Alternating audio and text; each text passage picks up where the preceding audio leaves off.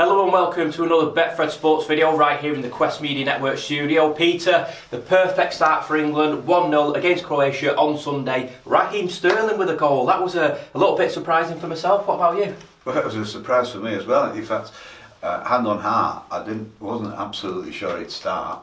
I'd certainly gone for Grealish myself.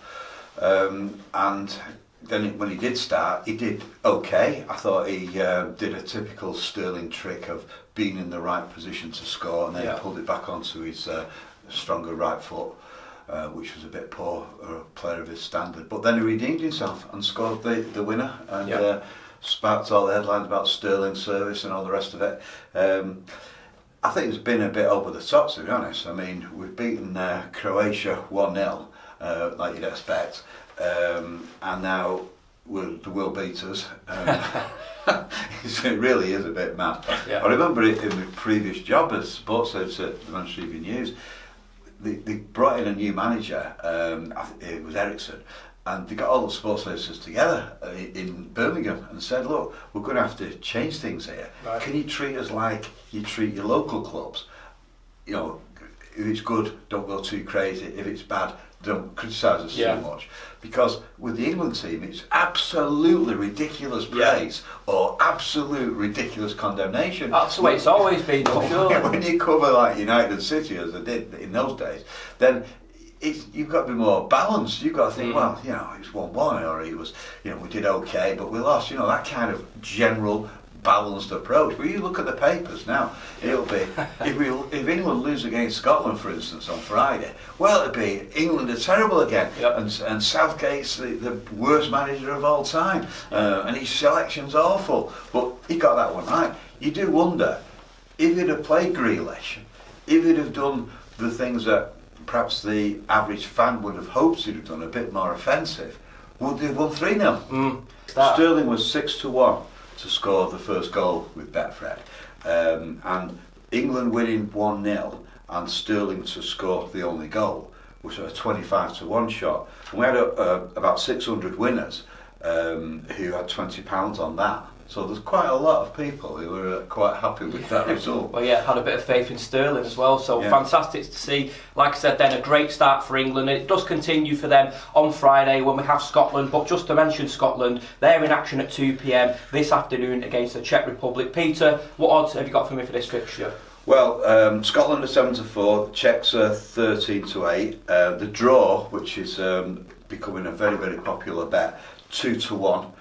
Che Evans is 11-2 with Betfred to score the first goal, and for the Mancunians and Manchester United supporters in particular, Scott McTominay is 16-1 to score the first goal for Scotland, and 15-2 to score any time with Betfred. Brilliant stuff. Now, obviously, it was great to see England win on Sunday, but just 24 hours earlier, really sad scenes. Christian Eriksen stumbling on the pitch, turned out to be a heart attack. Awful scenes, really. Well, it most certainly was. I mean, you've summarised it there. It was. You would have thought that a player, an athlete like that, can suffer such agony. And I know the BBC's been criticised for the coverage, but they can't really win in those circumstances because some nations want to see all what's going on, and you couldn't see that much of Eriksen on the ground anyway because the players surrounded him. But I thought it was a bit over the top when they started filming his wife running onto the pitch. I thought that was unacceptable, really. That was wrong.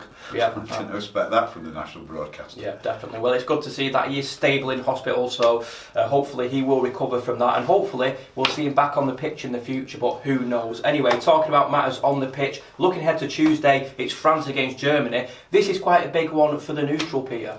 Well, I'd say that this is be the best match so far for any neutrals. I mean, France and Germany, two giants of the European game. Mbappe is 9-4 to score the first goal for France. Werner is 6-1 for Germany. France 6-4, so they're favourites against Germany's 15-8 with Betfred. But that will potentially be the best game so far in terms of heavyweights going head to head. And I've been looking at where England, what happened to England, and they play the team from that group. So it could be France or Germany that we play in the knockout stage, taking it that England, I'm getting ahead of myself here on the old charts, but if England win this group, as the favourites to do, then they will play the second placed team in that group of France, Germany or Portugal. So it's going to be a tough next knockout match for England if they can continue to progress as they are doing. I mean, one of the most interesting ones for over the last few days has been the form of Lukaku. So he scores 2. He was heavily backed to be the top scorer of the tournament. He's now favourite for that now. He's 9-4 favourite with Betfred to be the top scorer. Back in April, he was 8-1 to be the top scorer in the tournament. But he does have that knack of rarely being pushed off the ball. And if you play to his strengths, he's a beast. He's going to score.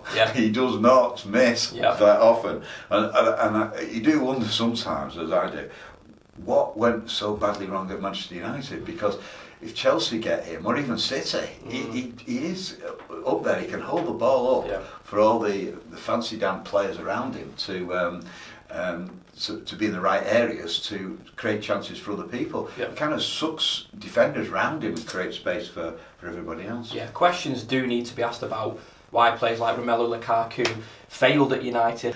You've got to be a certain type of player to progress at United. The unique counter-attacking style.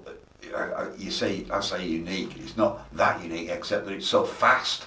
So if you're not up to the pace of those breaks, then you're not going to progress at United.